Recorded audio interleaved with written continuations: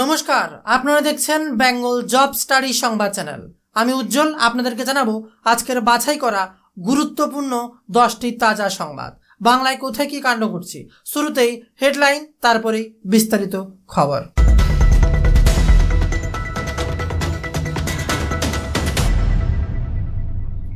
এইমাত্র ভয়ানক খবর, দাউ দাউ করে জ্বলছে কারখানা। খিদিরপুরে লেলিহান শিখা, আগুনের জাপটে শহরতলি। হাল কাটা হবে রাজস্থান পর্যন্ত, পাকিস্তানকে সাহায্য করতে শাহের নতুন চাল।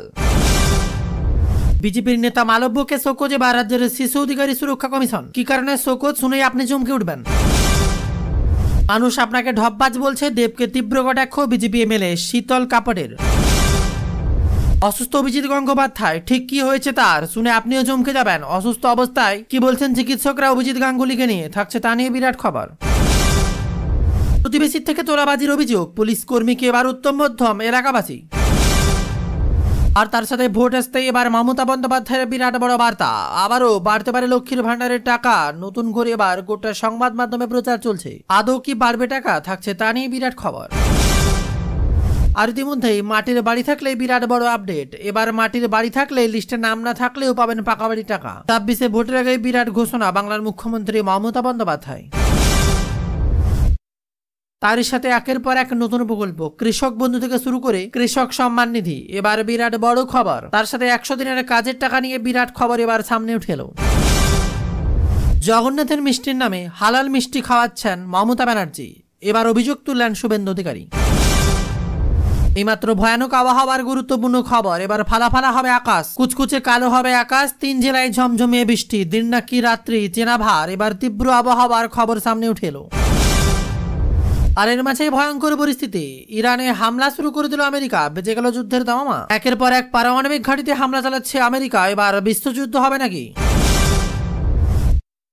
থাকছে আরো বেশ কয়েকটি গুরুত্বপূর্ণ খবর। সমস্ত তথ্যগুলো জানতে অবশ্যই প্রত্যেকটা খবর স্কিপ না করে প্রথম থেকে শেষ পর্যন্ত ধৈর্য সহকারে দেখুন, কারণ একটি খবরের মিস আপনার কোনো প্রকল্প থেকে বঞ্চিত হওয়ার সম্ভাবনা রাখে। আর তারই সাথে অনুরোধ, প্রতিনিয়ত লেটেস্ট গুরুত্বপূর্ণ খবরগুলো বাছাই করে সকাল সন্ধ্যা আপনাদের সামনে তুলে ধরি, তাই অবশ্যই আমাদেরকে সাপোর্ট করার জন্য জাস্ট ভিডিওটিকে একটি লাইক করবেন এবং আমাদের চ্যানেলটিকে যারা এখনো সাবস্ক্রাইব করেননি সাবস্ক্রাইব করে দেবেন।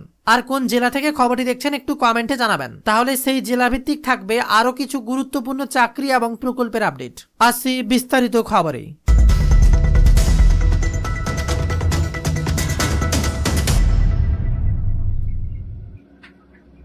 ভয়ঙ্কর পরিস্থিতি, ইরানে হামলা শুরু করে দিল আমেরিকা, বেজে গেল যুদ্ধের দামামা। ইরানে অন্তত 3টি পারমাণবিক কেন্দ্রে হামলা চালিয়েছে আমেরিকা। মার্কিন প্রেসিডেন্ট ডোনাল্ড ট্রাম্প জানিয়েছেন, আমেরিকার সেনাবাহিনী ইরানের ফারেদা, নাতানজ ও ইসফানের অবস্থানে 3টি পারমাণবিক কেন্দ্রে হামলা চালিয়েছে। অন্যদিকে ইসরায়েলের সেনাবাহিনী জানিয়েছে, তারা শনিবার ইরানের বেশ কয়েকটি সামরিক ঘাঁটিকে লক্ষ্য করে হামলা চালিয়েছে। পরিস্থিতি ক্রমশ হাতের বাইরে যাচ্ছে, ইসরায়েল তাকে হত্যার হুমকি দিচ্ছে। একই হুঁশিয়ারি দিচ্ছেন মার্কিন প্রেসিডেন্ট ডোনাল্ড ট্রাম্প। আর এই পরিস্থিতিতে তার উত্তরাধিকারী কে হবে তারই জানিয়ে দিলেন ইরানের সর্বোচ্চ নেতা আয়াতুল্লাহ খামেনি। বাংকারে লুকিয়ে থাকা অবস্থাতেই তিনি এই সিদ্ধান্ত নিয়েছেন বলে নিউ ইয়র্ক টাইমস প্রতিবেদনে দাবি করা হয়েছে। নিজের উত্তরাধিকারী হিসেবে 3 জন মুসলমান ধর্মগুরুকে বেছে নিয়েছেন, তবে তালিকায় নিজের ছেলে মোজাদ্দাকে রাখেননি। আর এদিকে আবার দুঃসময় ঘনিয়ে আসছে ভারতের। ইরান ইসরায়েলের সংঘাতে কোন কোন প্রকল্প নষ্ট হবে দেশের? ভারত ইরানের মধ্যে ঐতিহাসিক, সাংস্কৃতিক ও কৌশলগত সম্পর্ক রয়েছে।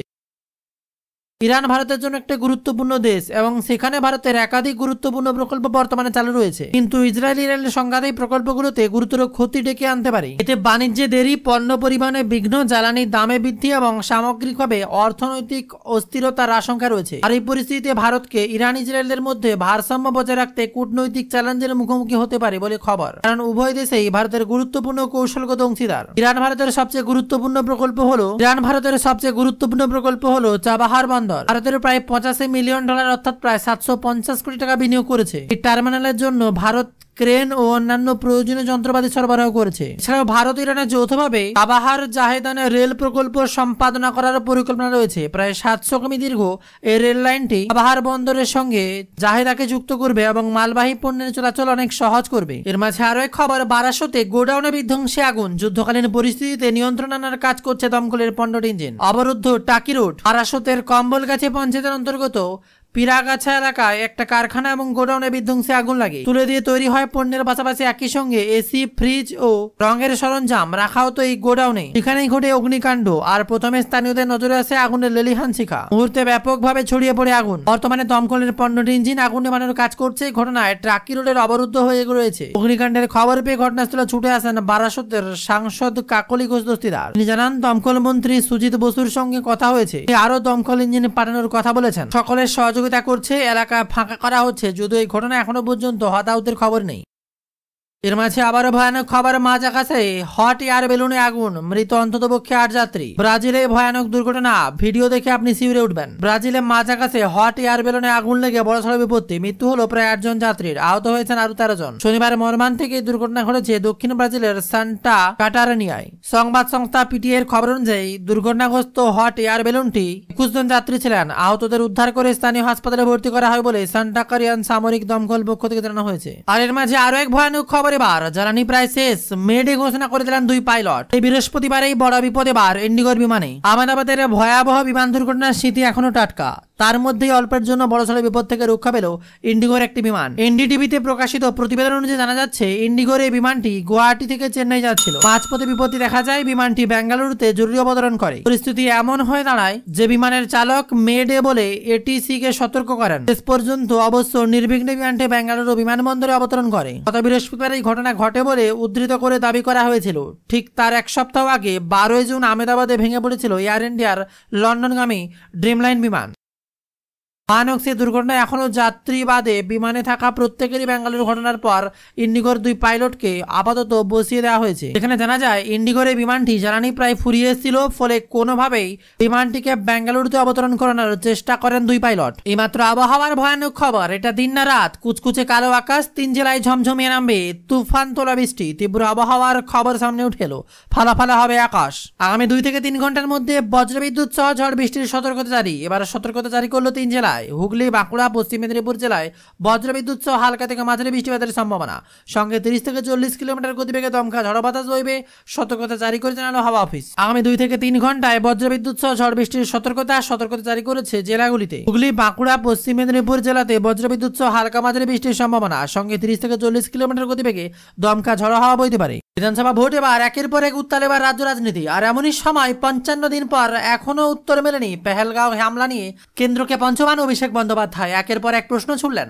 এখনো হামলাকারীরা গ্রেপ্তার হয়নি, কিভাবে নিরাপত্তার জাল কেটে জঙ্গিরা ঢুকেছিল, কিভাবে বা পালালো, সেই ঘটনার তদন্ত কতটা এগোলো, সেই সব নিয়ে বিভিন্ন মহলে একাধিক প্রশ্ন উঠছে। যদিও কেন্দ্রে নরেন্দ্র মোদীর পক্ষ থেকে এখনো কোনো বার্তা আসেনি। আর সেই সব বিষয়ের ফের কেন্দ্রকে নিশানা করলেন তৃণমূল কংগ্রেসের সর্বভারতীয় সাধারণ সম্পাদক তথা ডায়মন্ড হারবারের সাংসদ অভিষেক বন্দ্যোপাধ্যায়। এদিন এক্স হ্যান্ডেলে পেহেলগাঁও কাণ্ড নিয়ে 5টি প্রশ্ন তুলে ধরেন তিনি। অভিষেক বন্দ্যোপাধ্যায় প্রশ্ন তুলেছেন, 4 সন্ত্রাসী কিভাবে সীমান্তে অনুপ্রবেশ করলো, 26 জন নিরীহ নাগরিককে হত্যা করতে সক্ষম হয়েছিল কিভাবে তারা, জাতীয় নিরাপত্তার লঙ্ঘন দায় কার, যদি এটা গোয়েন্দার ব্যর্থতা হয় তাহলে কেন গোয়েন্দার ব্যুরো প্রধানের মেয়াদ 1 বছর বাড়ানো হয়েছে, তাও আবার ওই জঙ্গি হামলার মাত্র 1 মাস পর জবাবদিহি করার বদলে তাকে পুরস্কৃত কেন করা হলো। বিরাট বার্তা এবার অভিষেক বন্দ্যোপাধ্যায়। তার মাঝে বিরাট বড় খবর, টানা 4 দিন ধরে যুদ্ধ, ইরানের বিদেশ মন্ত্রকের ভবনে হামলা ইসরায়েলের, মৃত অন্ততপক্ষে 230। টানা 4 দিন একের পর এক হামলা চালিয়ে যাচ্ছে ইসরায়েল ইরান। রবিবার সকাল থেকে শুরু হয়েছে, সারা রাত আকাশপথে হামলা চলছে। আর তার জেরে ইরানের মৃত্যুর সংখ্যা অন্ততপক্ষে 230, ইসরায়েলে 13 জনের মৃত্যু খবর পাওয়া গেছে।